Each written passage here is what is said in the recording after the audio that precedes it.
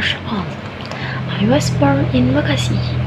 My hobby is cooking. I like baking cakes or just cooking for my family because when I was young, I dreamed of becoming a chef. It is the name of my mother. It's called Successful of Baby Mothers. I am the third of three siblings and I have two older brothers. My ambition is to become psychologist for humanity. It has been my blessing yet.